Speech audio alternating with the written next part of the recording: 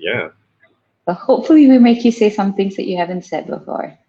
Oh, That's what makes these things interesting, right? So we are on. We are on. We're live hello and world. hello. So quick introduction. My name is Hazel and we're really doing this whole list of interviews with amazing people because we just really want to support the mental health of the community right now. And today with us, we have Bikesh, also known as Mike, whichever you remember him or know him as. He's obviously no stranger to the world of digital disruption in Southeast Asia. He is the founding partner of 1337, which everyone who has ever tried to launch a startup, you probably would have gone through an accelerator similar to this or this in itself. 1337 Ventures is Malaysia's first accelerator program that has invested in over 50 innovative digital startups across very diverse areas. I myself met Bikesh or Mike maybe about 4 or 5 years ago when I started up.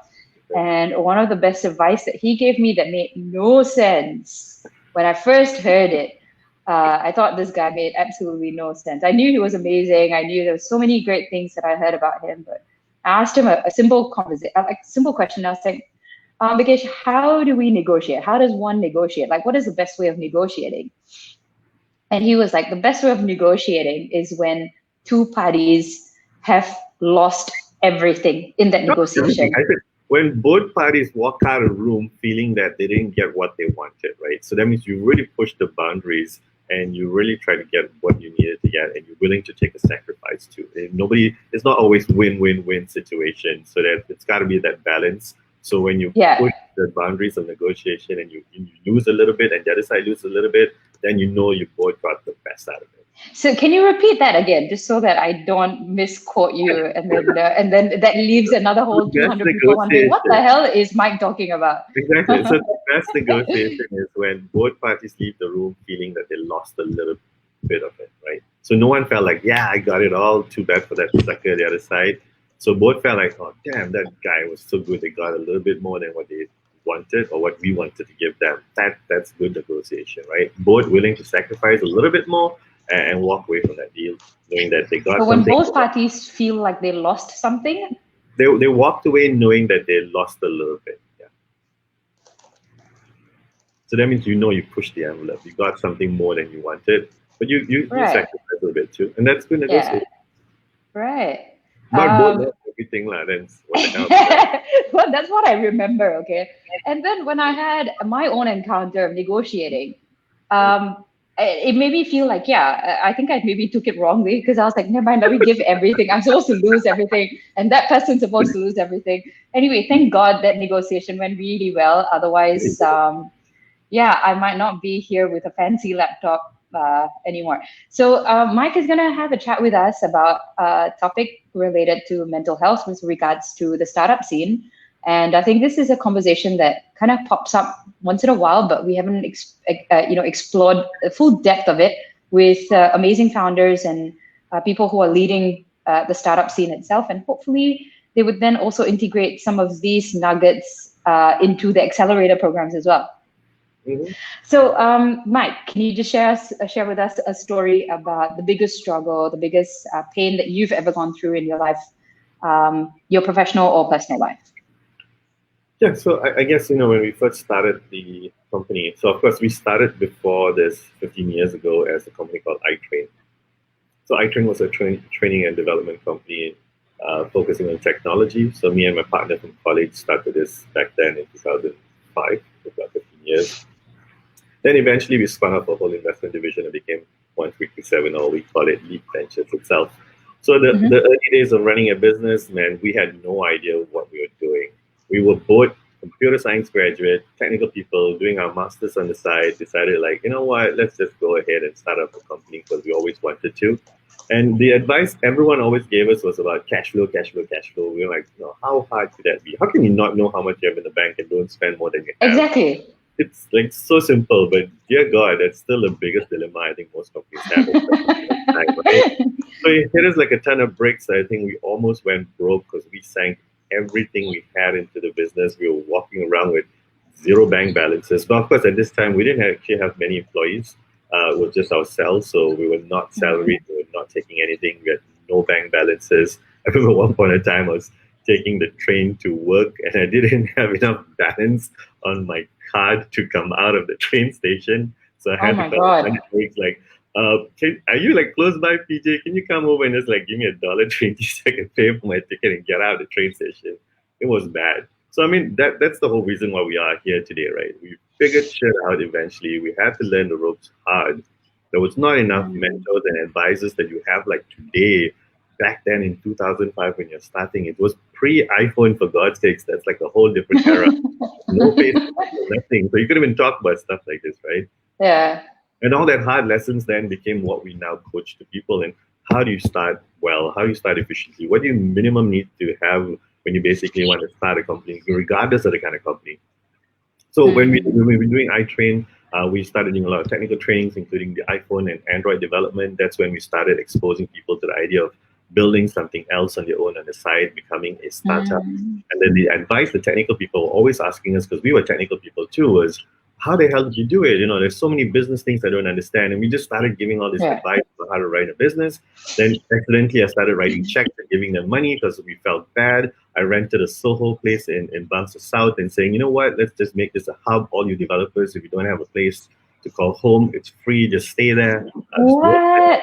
So it became an incubator, but we had no idea what incubators were. We didn't know what accelerators were. So we completely stumbled into the whole thing of what we are today. And Accidental. that division, yeah, by accident, completely by accident. Yeah. No planning. Wow.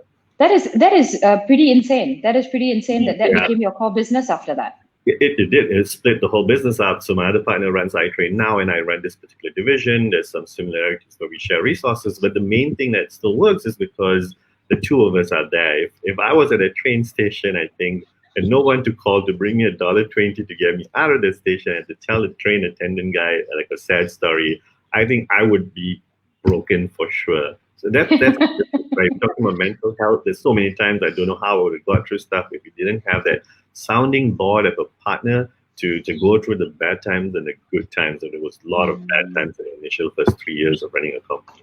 Never want to go through Mm. that again, right?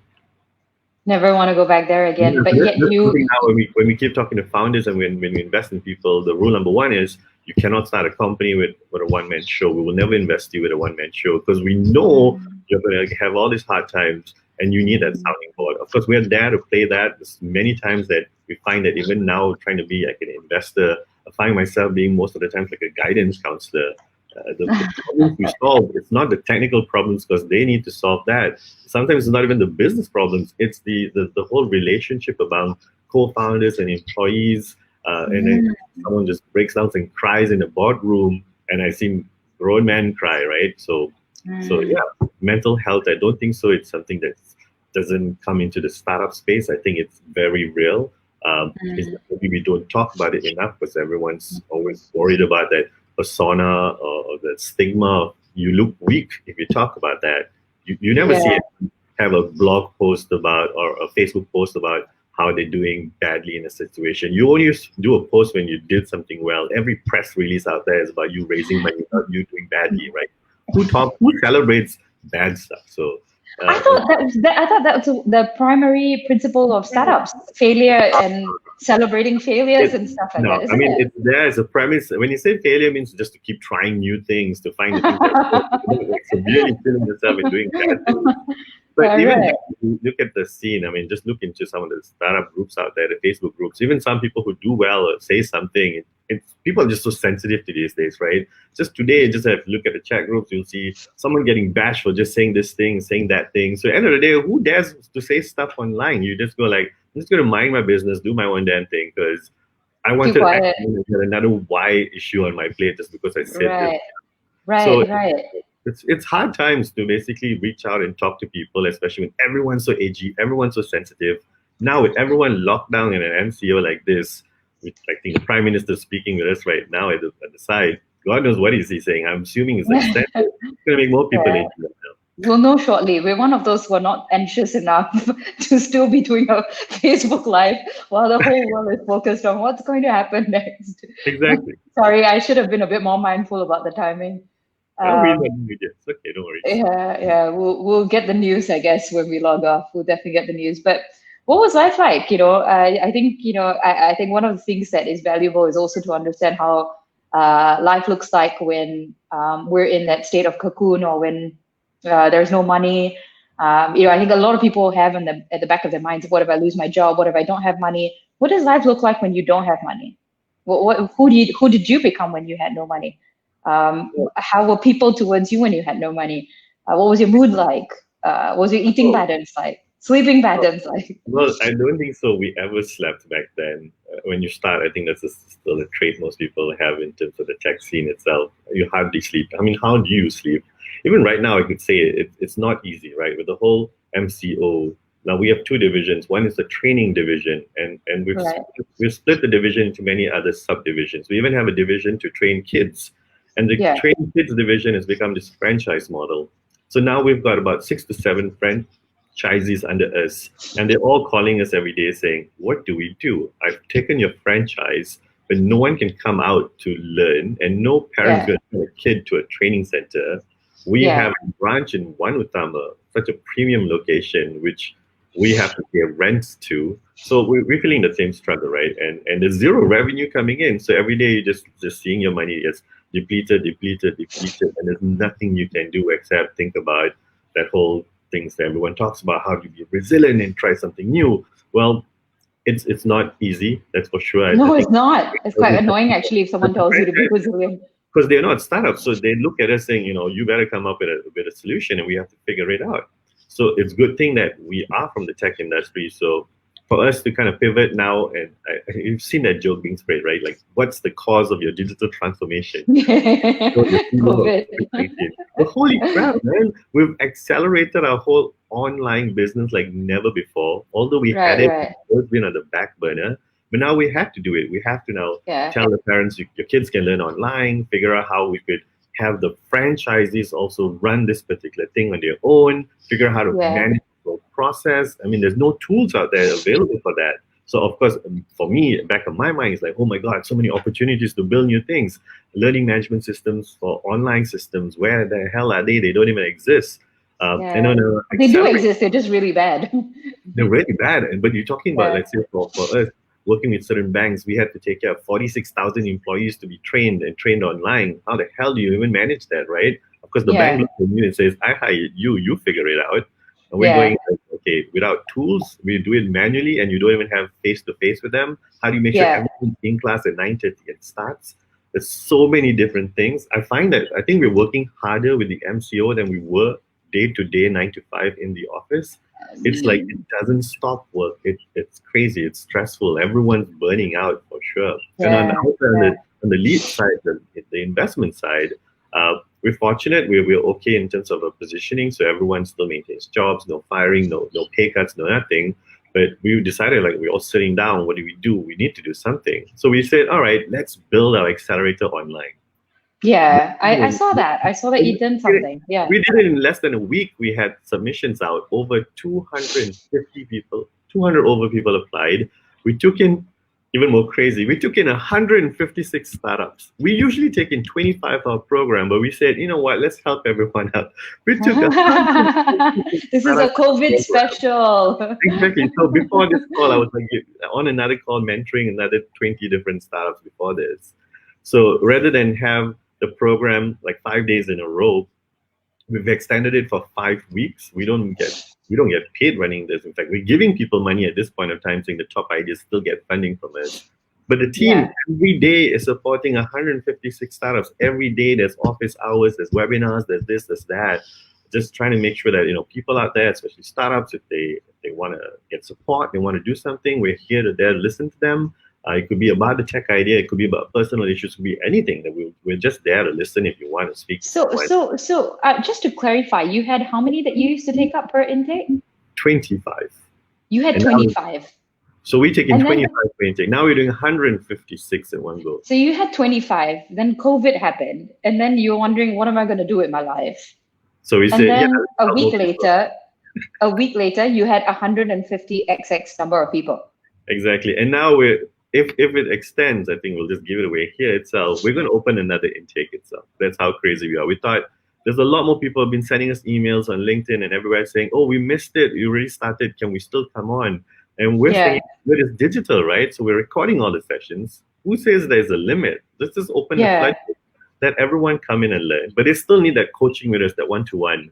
So we still have to get our teams to be there every single day, open up like a online kind of Zoom room so people can come in and ask us questions and get coached as we progress through the other batch itself. So you were able to scale something that you should have scaled a long time ago. Exactly. I mean, that's our goal. We always wanted to do Yeah. this online accelerator. Now, because of this, in 1 week, we just said, let's just announce it. Let's figure it out. So the cat's out of the bag, right? We figured Yeah. it out in 1 week to basically do Well this done. program. That's crazy. Mm-hmm.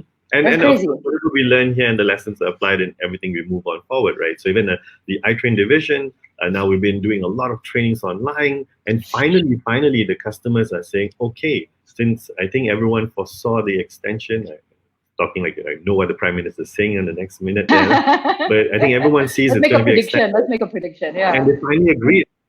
Yeah, I mean, they finally agreed. Most of the customers saying, let's do classes online. Let's try this out, and they want to do it even more difficult. Like on the lead side, we're doing very soft skills, right? Entrepreneurship stuff. We're not building Yeah. apps. They build it on their Yeah. own. But we talk about how to start a business. But on the iTrain side, these people want to learn things like R and Python and data science. Imagine running how an 8-hour technical course is online. So that's going to Yeah. happen technical feats, Yeah, but you were telling me about that earlier. So what, there is a take up in 8 hour trainings yeah, on I mean, technical stuff like Python. HR wants to make sure employees are still productive at home, right? You're not getting pay cuts, you're not getting sacked. So you're still going Yeah. to attend trainings, and the technical trainings 8 hours long with 1 hour lunch break, and you get to log off Zoom Yeah. and turn off your camera. But if not, the rest of the time, we have you in our So virtual office. so just shout out to all the human rights activists. This is the exact place where you're supposed to be going now. There is no worse abuse than having to sit down for 8 hours and listen to Hey, technical related stuff like Python. And you were also saying that these people who have to attend the training, did they volunteer or were they forced to come? Be honest. well, it's HR, right? So HR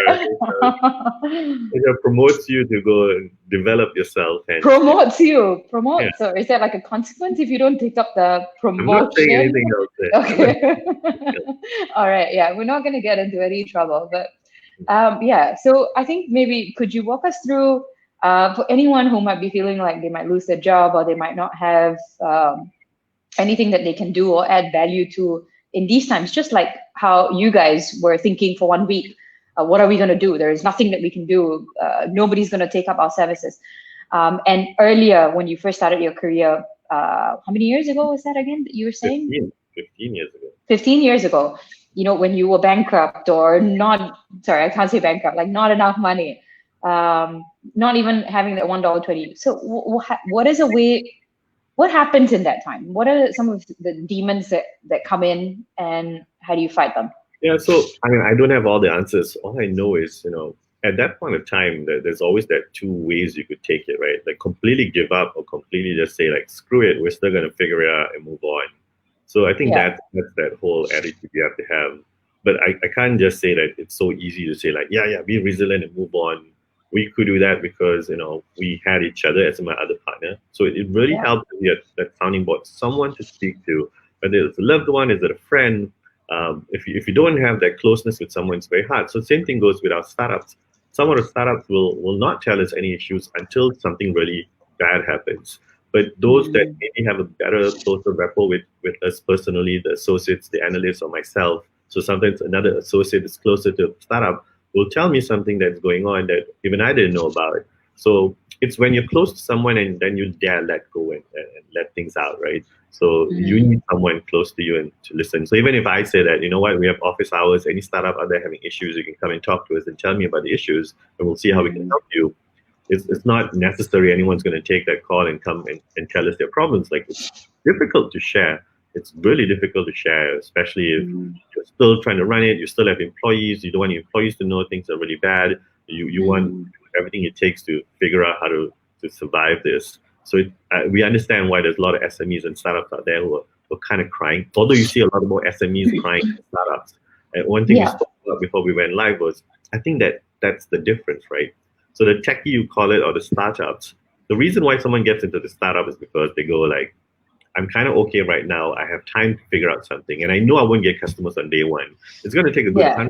usually 3 months to build something. That means zero income for 3 months, and you can survive that particular duration because you were okay to begin with, or you're living at home and you have hardly any expenses or overheads. So they're used to working in such kind of contexts of limited resources, right? Do you think it is also by default that techies love to immerse themselves in problems? Well, not always. Some techies will go work. But Okay. if I want to go start something on my own, yes, then they Uh, love to solve problems. That's for sure. yeah. But no one needs this kind of problem scale that we're having where you're not even sure whether after this whole thing stops, do people have money to go back to their lives as usual? Would spending continues? I guess that's why you see government trying to do more reliefs to the public to make sure that happens. Although it might be a pseudo economy or whatever, but spending should not stop. That's why relief is going to the individuals rather than the companies, not to bail out Right. companies, but to the people, so that they can still go out, buy food, buy this, buy needs, use services. Netflix is still important. You can pay that bill. Hopefully, you pay the local guys. iFlix something too. So you need that to Good support, one. Yeah. right? Yeah, Yeah. that's Good one. basically the And goal. you were saying that it's so difficult to like just approach someone or to open up. And I like how you say dare to let go, like as if letting go is, I don't know, something so I scary mean, that it's requires the supposed to courage.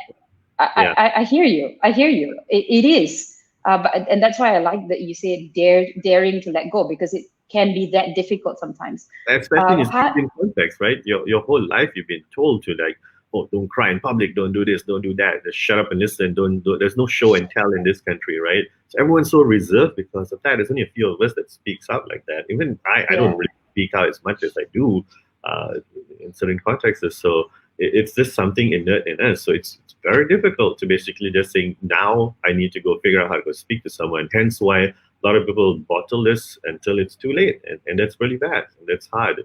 So unless you can see such things, if you can notice it. So what we do with some of our portfolios is if we can start noticing certain things, then how do we like approach these startups and ask them the right questions to see whether Mm, they can let us in and tell us situation is going bad, is mm. going wrong. So that's something that we have to be alert on. Yeah, I really like that you say when you can start to notice that people are bottling things up, or even yourself, that it in itself is a big sign to start saying, hey, who can I speak to now, and maybe how quickly can I get to that person as well? And I just want to know, has it been easier for you to open up over a period of time, or have you felt that sometimes opening up hasn't been the smartest thing that you've done? I think it's getting easier. Of course, that's also of you getting older, you getting a wife, you getting a kid. You learn to be a little bit more mature and have this kind of more open relationship and to talk about things, right? If not, things get bottled up and then it gets to hell and back. So I think that happens as someone goes older, but more on the younger people we work with. Everyone always wants to show that they're doing well, they're doing all right, they can figure it out. It's not a problem until boom, it hits them like a ton of bricks. So that's when you just Mm, want to make sure that you don't be that guy saying, I told you so. Of course, you never say stuff like that. So how do you yeah. just make sure that you are there to say like, all right, let's figure it out now. Everything can always be figured out, right? There's always going to be a solution somehow. Let's figure it out. Yeah.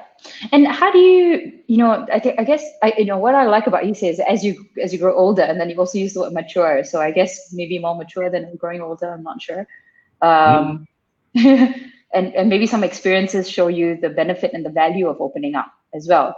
Yeah. And that there's more benefit opening up than not opening up. How do you create that safe space or safe spaces in with some people? How did you begin to have that experience with people, and what would your advice be to people who might still be contemplating should I talk to someone or not? Yeah, so that depends on the organization you're in and the people you're around. Whether have you always started such a thing? Of course, when we started Lead, it's always been very much this whole macho club. It was like all dudes, it's all guys. But now, if you look at a company, it's very much gender balanced, right? I think we've got more girls, or like 50-50 is the same number of girls. It's about 11, 10 of us. So it's like five girls, five guys. So as you open up your worldly view and bring more people into the company, then things start changing automatically. How you Right. handle issues, how people respect each other, how you basically have these different internal circles within the division itself. So we started Mm, bringing all these elements, the soft skills that we always had people trained on, and I trained, but not ourselves. So we yeah. brought in professional people to do assessments within the groups. The little guys who are trying to become leaders internally to understand how they're leading, how they're not leading, what does the employee need. So we tried to do like a happiness index to make sure is everyone Oh, really what? Oh, happy? like a happiness index. We're gonna have to talk about that later. Yeah. So we had certain questions to figure out whether are you happy at work, what brings you joy at work, or joy with your colleagues. So we found that like close to 90% at work, everyone's happy. That was great. So how do we maintain that? So you ask them, probe them a little bit more to figure out what makes you more happy. What would make you 100% itself? What could go wrong? So we have to find out what the employees really want to keep them going. What's Mm, motivated them to join us? What's motivated them mm, to want to stay on with us in terms of leadership and mm, culture and personal development? So all that stuff, even mm, though we are like a small little company, we mm. we started bringing those kind of elements in when we hired someone to be sort of like HR in the company too. We never had a HR for the longest time, but we thought Right. this is when you need to start bringing structure. Why did you put HR in I inverted mean, 'cause commas?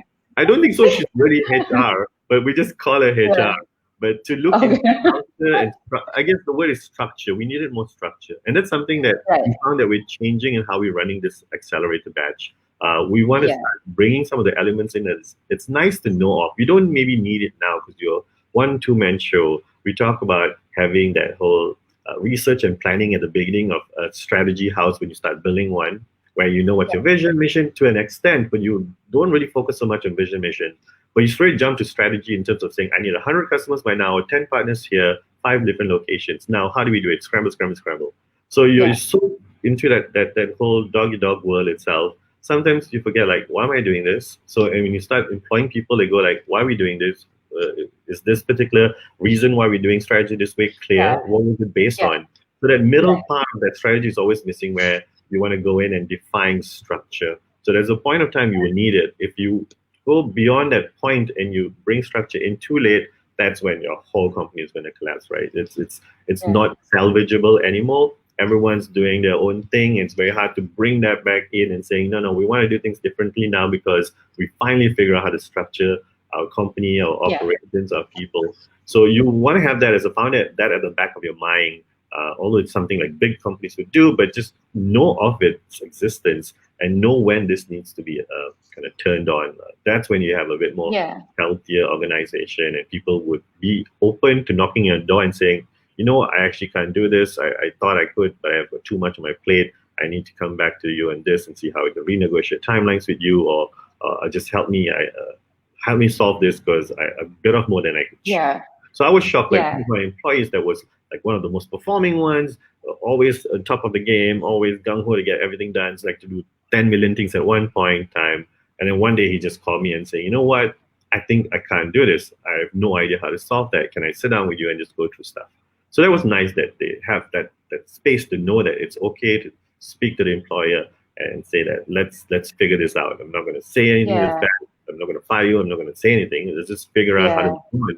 And that's something we found that with a small group, we could still have structure, but still have kind of a flat peer-like organization. No one Yeah. sees me as the Yeah. employer, and one sees me as the person that's working with them, right? It's not like Yeah. I don't do as much work as you. In fact, sometimes we do the reverse thing itself. So that's the Yeah. kind of organization we Yeah. need to That's build. I think that's something that the tech industry is probably doing. I think them operating in this way is probably the reason why they're so successful as well. So having these safe spaces, having conversations, having small little huddles, uh, you know, um, uh, getting brilliant minds together to solve problems Yeah, versus SME culture or MNC culture, yeah. which I mean, basically is if somebody comes in and says, "Boss, I need your help," I pay you for what?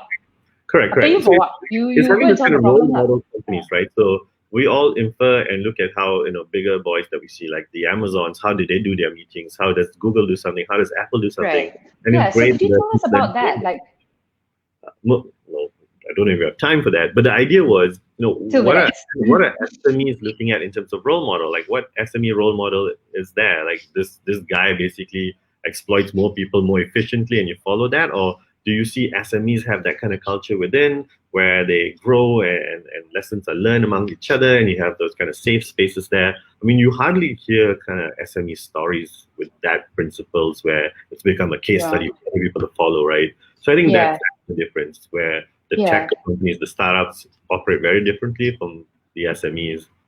Yeah. Maybe could you share, we have like a couple of minutes left. Could you just share how do you run a conversation with a team that is uniquely different from an SME or MNC or maybe even another company? So something valuable that you've learned about running a conversation.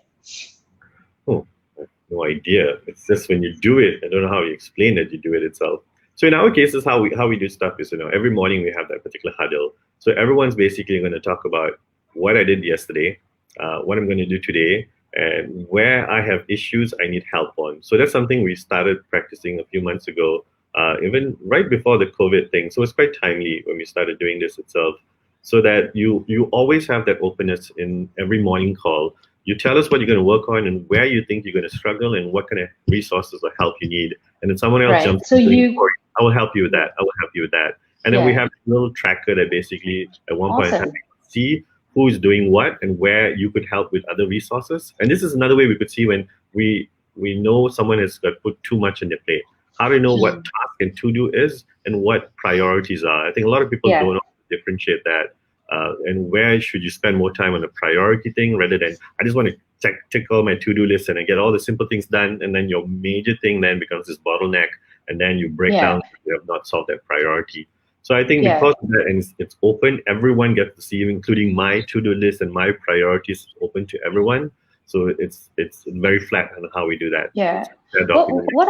What I like about what you're saying is that leaders, I guess one of the main things that they're supposed to be doing is set the direction and clear the path. And what you've said that I like is what help do you need? So you're consciously getting a person to think and articulate what it is that they need as part of a structured conversation. And in saying that, then at least the invisible thing where it becomes a bit difficult to dare to say it out comes out. And I guess when people do feedback that, hey, I'll help you with this, or yeah, sure, no problem, have a chat with me, then you feel rewarded or at least supported for having said that as well. So I think that's very well consciously designed conversations. And if I can add as well, go ahead. The next day's call, when you talk about what you did, then you show appreciation. You thank the person that helped you with that particular resources. So it's a nice circle. Yeah, and it's a beautiful culture to have as well. And if I can add as well, I think just you as a person, like, when you are talking, like I can feel that it's approachable. Like I can approach you. It's like a humble, cool, I'm here for you kind of intention and energy that you kind of create. So some people have that open, the open door concept, but the energy just speaks otherwise completely. Yeah, correct. And it's there. So I think just based on your intention that you're there to help, that makes all the difference as well. Yeah, with that, we've reached 4:30, but you've been amazing. I cannot believe that COVID has brought us together. I think 4 years after our last conversation, maybe, when I had a very bad negotiation because of your bad advice. I'm joking. It was great. It just I was like thinking about it for so long. I'm like, this guy is so smart. Why do I not get what he said? But it's only because I didn't have the maturity and I didn't even have any negotiations that I had to hold at that scale. And then when I did one, that absolutely made sense. But I wanted to ask, is there any advice that you have for anyone, or is there anything that you want to say to anyone who might be listening? We don't have too many people in right now, but purely because they're probably listening to the Prime Minister. Exactly. Yeah, absolutely. But we promise that we'll circulate this, and hopefully it'll reach more people because it's really valuable. So is there anything you want to say? The cliche is, we're stuck in a situation that's downtime on our hands. Just use it wisely, right? If you want to just go online and complain about everything, then you're going to be that kind of individual itself. I can't change you. But if you want to try and I can't change you. So cute. That sounds like what my mom would say. But if you really like that, okay, I can't change you. I mean, the fact that we've got like over 156 people that are mostly first-time founders in our program that just decided, like, I've got 2 to 4 weeks to kill. Let me just try and brainstorm an idea and come on and try something. So use that downtime to try something, pick up a new skill. So many promotions of free trainings and this and that. use your time Yeah. wisely. Build something Yeah. that matters, and that's the next thing I want to say. Yeah, and I think maybe if I can add to that as well, I think just to get the fear aside, I don't know whether this is a right thing to say or not, but there were times that maybe even I thought like, okay, maybe I wouldn't have any more clients, whatever. But it's kind of Mm. dumb because in our industry we always have clients. Bad times we have, good times we have. Yeah. But that thought did cross my mind, and I just thought one thing: no matter how privileged I am or not privileged, the day that I go bankrupt, there's going to be a lot of people on the streets to party with because we're all going to be, everyone's just going to be in the same boat. And there's going to be lots of parties happening. And I don't think that there will be a situation where we will be on the road because MCO, right? Mm. We're just not supposed to be on the road. Be on So I the don't road. think, That's for sure. I don't think that it's going to be possible that you be on the streets. But in any case, please do reach out, as what Mike has said, consistently. And I would just want to thank you so much for your time. Really appreciate it. Just so glad to have this conversation and connection again. Please feel free to reach out if I can do anything for you as well. Will do. Thanks so much. And congratulations on being a dad as well. Never said congrats for that. Oh, thank you. Thank you. Yeah. And by the way, we stick at 6 o'clock, but we pushed it at 4 o'clock because you're such an awesome dad. And you wanted to make sure that you stuck to your schedule of being a dad. Thank you very much. Good job. Good job. All right. Take care. Thank you so much. All right. Bye-bye. See you guys. Bye. Bye. Bye.